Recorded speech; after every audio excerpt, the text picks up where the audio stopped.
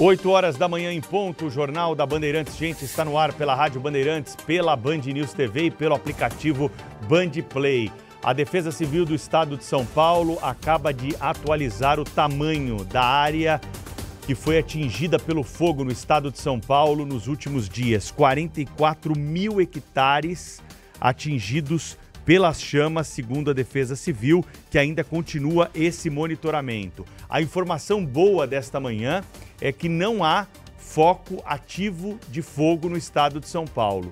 Todos os focos já foram apagados, porém ainda, claro que são muitos problemas, principalmente a fumaça, a fuligem, que atrapalha a vida de moradores de cidades do interior de São Paulo, principalmente da região de Ribeirão Preto. 2 mortes foram registradas, 2 prisões. Daqui a pouquinho nós vamos ter mais detalhes a respeito desse assunto. Numa entrevista com o governador do estado de São Paulo ao vivo, Tarcísio Gomes de Freitas vai conversar conosco para falar sobre essa situação toda.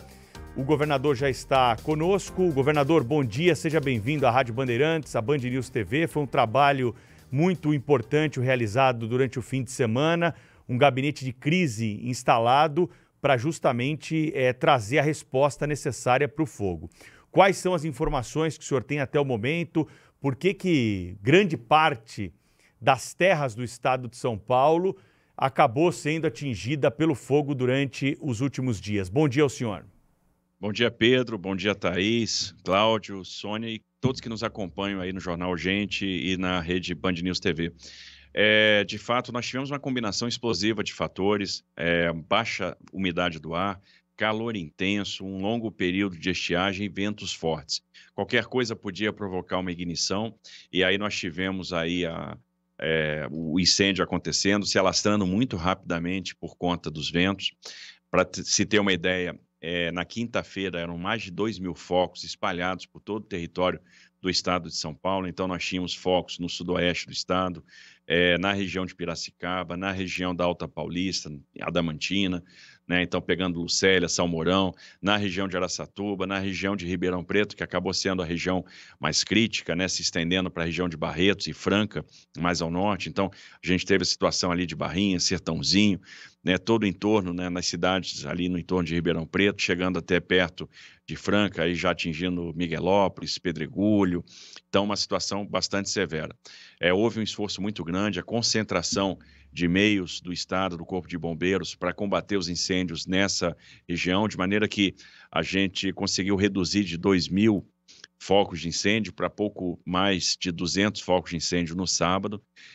Pedimos, né, o apoio do governo federal por meio das Forças Armadas, fomos prontamente atendidos, e aí houve uma grande união de esforços que envolveu os meios do estado, os meios da iniciativa privada. A União da Indústria da Cana-de-Açúcar mobilizou uma quantidade muito grande de brigadistas, de carros-pipas para fazer o enfrentamento desses incêndios. As Forças Armadas entraram com helicópteros, com equipamentos de engenharia, com aeronave KC, para prestar também esse apoio imediato.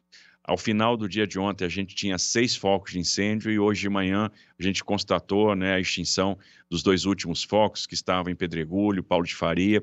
Então, hoje não há mais nenhum foco ativo no estado de São Paulo. O trabalho agora é um trabalho de rescaldo, é um trabalho para evitar a reignição e fazer a preparação de aceros, principalmente para proteger instalações críticas, proteger aí residências, condomínios, indústrias químicas, né, usinas de etanol. Então é um trabalho que continua, né, porque a gente se valeu da frente fria também que chegou ao estado aí ao longo do sábado, que trouxe chuva, trouxe alívio, mas a gente sabe que essa frente fria vai embora também rapidamente ao longo dessa semana e a estiagem continua. Então a gente precisa preparar as nossas áreas para aumentar a resiliência e evitar espalhamento do fogo caso haja situações de reignição. Governador, bom dia, bem-vindo ao nosso programa mais uma vez. Eu gostaria de saber o seguinte: ontem foram feitas prisões, né, de pessoas, inclusive um sujeito que foi flagrado com isqueiro e 1 litro de gasolina. Terá sido essa a causa do que o incêndio adquiriu tal proporção, né? Aqui, por exemplo, em Brasília, nós estamos respirando fumaça já há 2 dias, né? Já pelo 2º dia consecutivo, e a informação aqui é que essa fumaça é exatamente a fumaça produzida no interior de São Paulo, que os ventos trazem para cá, não é? Um dos presos disse integrar uma facção criminosa. Há também nas redes sociais abundam as suspeitas, as informações, entre aspas, ainda a serem confirmadas, de também atos de terrorismo político, né, envolvendo sem terras, etc. O governo de São Paulo trabalha com essas suspeitas, em que pé estão as investigações nessa direção? Cláudio, é muito prematuro a gente dizer exatamente o que aconteceu. Nós temos aí, de fato, uma combinação de vários fatores. É decorrência da própria estiagem. Então, quando a gente tem aí uma estiagem prolongada, foi muito aguda no ano de 2024, né, as lavouras muito secas, muita palha nas lavouras, uma baixíssima umidade relativa do ar, que foi o que aconteceu ao longo da semana passada, ventos muito fortes e temperaturas muito altas, quer dizer, a gente tem o somatório de fatores para que qualquer coisa provoque uma ignição. Um pedaço de vidro, um caco de vidro, às vezes é uma bituca de cigarro na estrada, é um pedaço de alumínio, isso pode realmente causar uma ignição e startar um incêndio. Agora, nós tivemos mais 2 situações, e essas sim, por ação humana. Uma, são pessoas que aproveitaram os incêndios para fazer descarte irregular de materiais, né, de lixo, de resíduos de construção. Então, ele estava com aquele material armazenado, tinha que gastar dinheiro para fazer o transporte e a disposição adequada, e aproveitou a situação de incêndio para descartar ali. E isso agravou incêndios florestais. Agora, nós tivemos a segunda situação, de fato, que foi um incêndio criminoso. Nós prendemos 3 pessoas em flagrante, uma em Porto Ferreira, uma em Batatais e uma em Rio Preto, fazendo incêndio, portando ali gasolina, pessoas com passagens pela polícia. Então, pegar, por exemplo, a ficha criminal do preso em Batatais, era uma pessoa que já havia sido presa, respondia por sequestro, respondia por tráfico de drogas, e uma das pessoas presas se identificou como integrante da facção criminosa PCC, e disse que ia cometer esse ato criminoso. A gente não consegue, de pronto, avaliar uma ação coordenada, não consegue perceber até uma conexão entre essas pessoas que foram presas nessas regiões diferentes. Mas é algo que vai ser aprofundado. A Polícia Civil do Estado de São Paulo está com os inquéritos abertos, vai fazer a investigação. A Polícia Federal também já abriu uma investigação, vai fazer vai confrontar imagens de satélite de antes e depois dos episódios para ver onde houve a ignição, onde esses episódios, esses focos começaram, para entender o que aconteceu. Então, agora é um trabalho de investigação para a gente entender, afastar determinadas hipóteses, comprovar outras, e fazer a responsabilização daquelas pessoas que precisam ser responsabilizadas. Governador, Sônia Blota aqui, seja muito bem-vindo ao Jornal Gente. A preocupação, minha questão é sobre a saúde da população. Qual que é o impacto, né? O que o senhor observou e se o governo de São Paulo já está providenciando ajuda extra, já que os postos de saúde da região, de todo o interior, né, e são muitas as cidades, estão lotados de gente. Quais são as providências tomadas nesse sentido, governador? A gente tem feito reuniões da Secretaria de Saúde do Estado com as secretarias de saúde municipais, envolvendo as diretorias regionais de saúde, para eleger hospitais de referência para a questão respiratória. Então, primeiro, é necessário hierarquizar as ações, e isso foi combinado aí com as prefeituras. Então, quem vai para o pronto atendimento, né, então aqueles casos respiratórios mais leves, quem vai para as emergências, então aquelas pessoas que vão precisar de assistência ventilatória não invasiva, quem vai para os hospitais de referência, que são aquelas pessoas que vão precisar da assistência respiratória invasiva. Nós estamos tendo uma parceria muito grande ali com o Hospital das Clínicas de Ribeirão Preto, onde a gente teve o epicentro e a maior gravidade de ocorrência, então aquela região foi muito afetada. Disponibilizamos um link para cada prefeitura com acesso aos atendimentos por telemedicina. Então, nós temos profissionais de plantão 24 horas, são pneumologistas, são pediatras que vão poder atender via telemedicina, telesaúde, as pessoas que estão na ponta. Estamos levantando as necessidades com os municípios para encaminhar medicamento, encaminhar insumos, né, que vão ser necessários, e entender a extensão e o que a gente precisa mandar, com a velocidade que a gente precisa mandar, para fazer a dispensação rápida desses medicamentos, desses insumos médicos, né? Mandar isso para a ponta o mais rápido possível. E estamos aí trabalhando para alargar leitos. Então, a gente abriu mais de 100 leitos específicos para essa ocorrência, para fazer internações de pessoas que vão ter aí problemas respiratórios em função da inalação de fumaça ao longo desses dias. Governador Tarcísio de Freitas, governador de São Paulo, ao vivo aqui no Jornal Gente, falando para todo o Brasil sobre essa situação grave no interior de São Paulo. Governador, pelo mapeamento, foram muitos focos de incêndio, né, espalhados por uma área gigantesca, que é a área do estado de São Paulo. É possível já se mapear e saber o que foi atingido e o que foi destruído? É área nativa, é plantação, outro tipo de área? E também já é possível se calcular algum tipo de prejuízo, governador? Olha, Thaís, é difícil estimar. A gente tem aí mais de 20 mil hectares que foram atingidos, predominantemente áreas de lavoura. Nós tivemos aí também prejuízos em áreas de conservação, em florestas, né, e estações experimentais. É difícil estimar o prejuízo, mas a gente avalia que ele passa da casa de R$1 bilhão.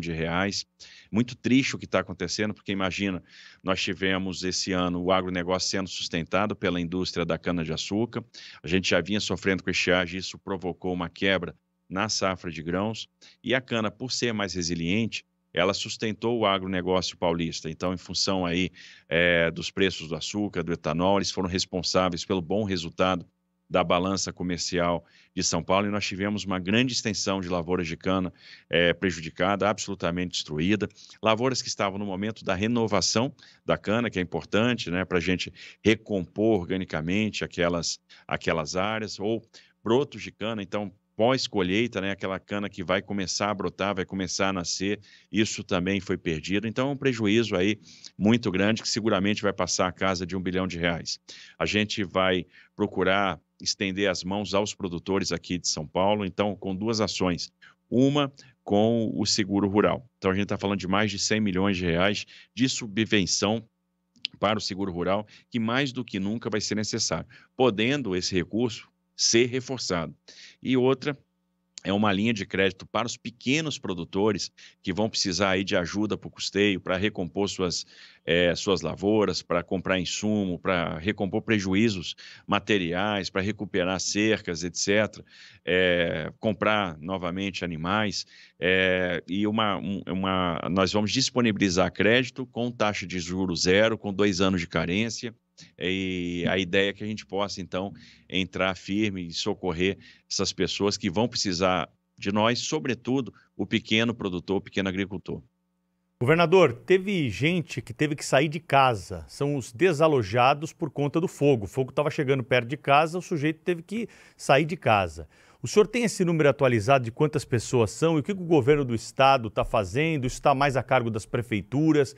Como é que está essa questão das pessoas que tiveram que deixar a casa porque o fogo estava chegando perto de casa? A gente mapeou isso, a gente tem alguma coisa em torno de 50 famílias que estão desalojadas nesse momento, em algumas prefeituras. Para essas prefeituras nós enviamos ajuda humanitária.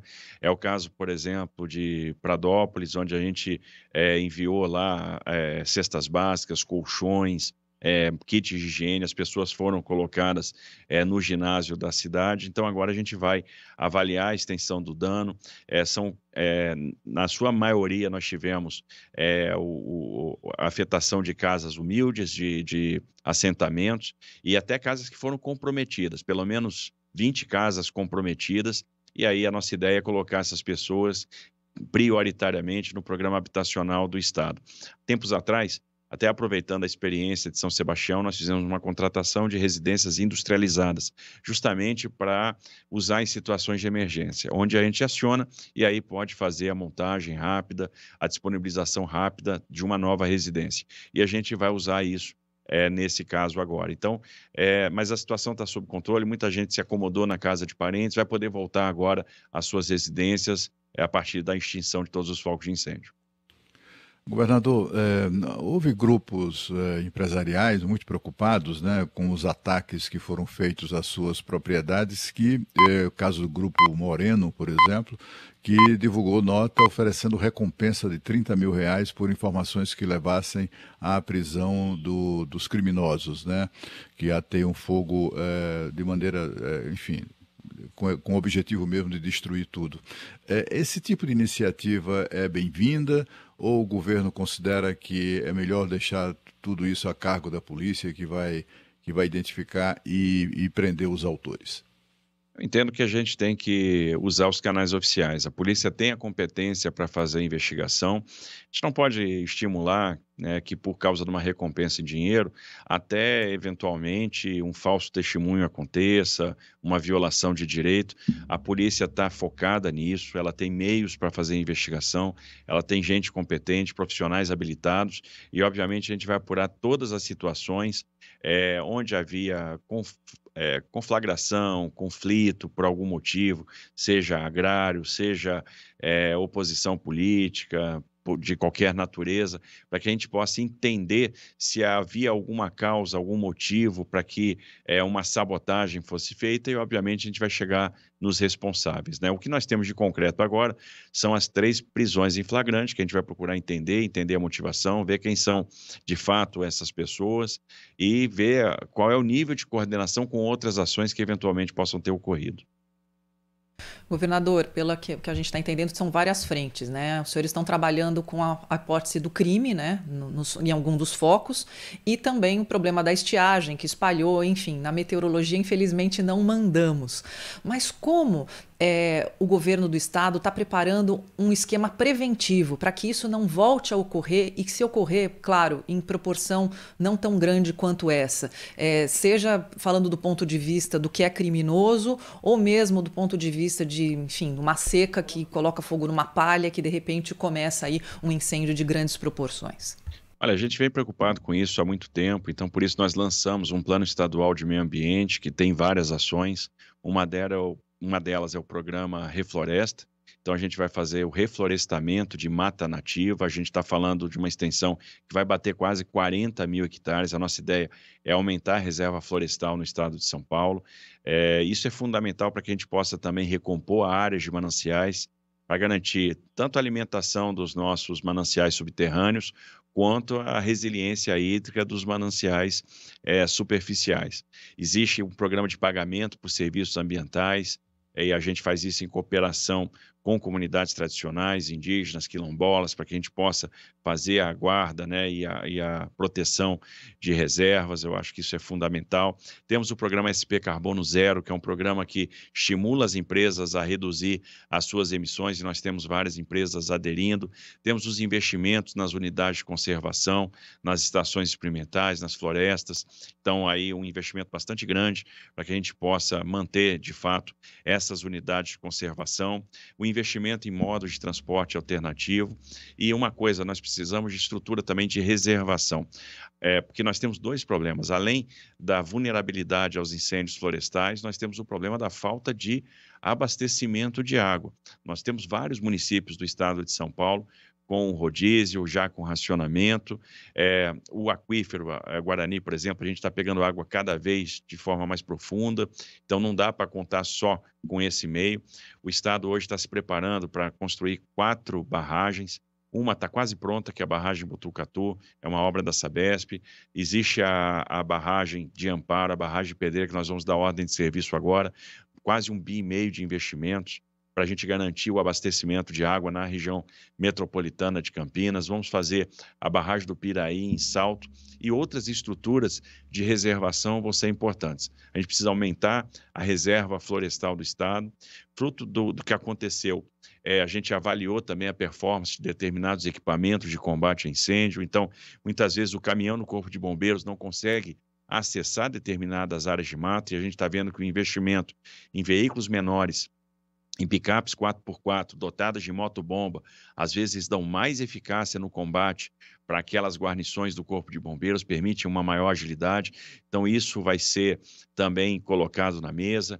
A gente avaliou a necessidade de redistribuir as nossas unidades no Estado e organizar um sistema civil de combate a incêndio que está posto. Por exemplo, o sistema da Única, que funcionou muito bem agora. Eles têm muitos brigadistas, muitos equipamentos, vários carros-pipa. Agora, como é que a gente organiza isso numa situação de emergência? A gente aqui fez uma convocação, por exemplo, das empresas de engenharia que prestam serviço para o DR e que prestam serviço para as concessionárias de rodovia, para elas atuarem no combate aos incêndios, principalmente com os carros-pipa e com aqueles equipamentos que nos permitem fazer aceros, né? Tratores de esteira, retroescavadeiras, motoniveladoras, tratores agrícolas.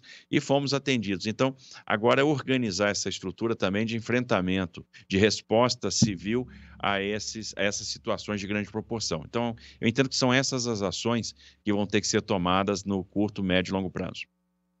A gente está ouvindo o governador de São Paulo, Tarcísio de Freitas, falando conosco ao vivo no Grupo Bandeirantes de Comunicação, falando para todo o Brasil sobre esse assunto que tanto preocupa, os incêndios florestais no interior de São Paulo. Estamos na Rádio Bandeirantes, na Band News TV e também no Bora Brasil, na Band. Governador, queria saber do senhor o seguinte, dentro dessa linha perguntada pela Sônia agora sobre como evitar, no curto prazo, o senhor falou que, neste momento, a situação é controlada, mas existe o risco de reignição do fogo em algumas áreas.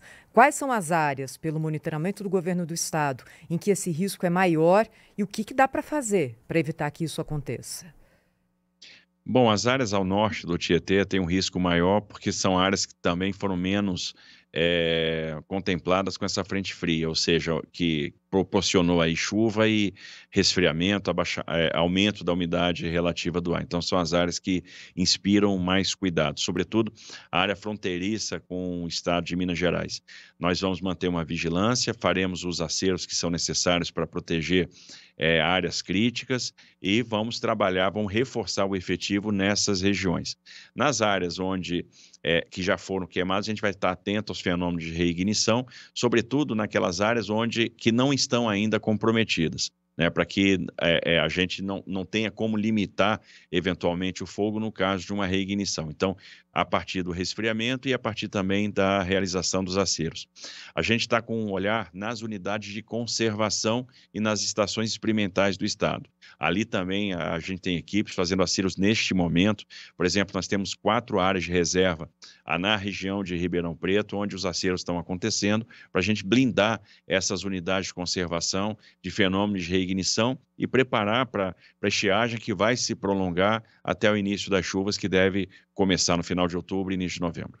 Governador, para a gente finalizar a entrevista, já te agradecendo, como é que está a interlocução com o governo federal? O senhor conversou com alguém do governo federal sobre esse problema do fogo aqui em São Paulo? Foi oferecida alguma ajuda para São Paulo? Como é que está essa conversa?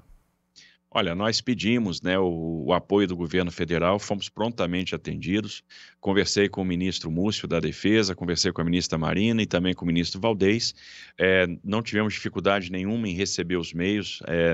Logo no dia seguinte, a gente teve aí a chegada de 6 helicópteros das Forças Armadas para ajudar nos combates, helicópteros do Exército e da Marinha, o deslocamento do avião KC, que é um avião que tem condição de fazer um combate próximo e que dispara aí 12 mil litros por cada viagem. Então, um grande equipamento que veio do Pará para cá, para nos auxiliar, homens efetivo, né, para fazer o combate aproximado, equipamento de engenharia das unidades de engenharia do Estado para trabalhar nos aceros, é um trabalho que prossegue agora, mesmo com a extinção dos focos, esse trabalho de acero continua. Então, nós tivemos uma pronta resposta, um pronto apoio.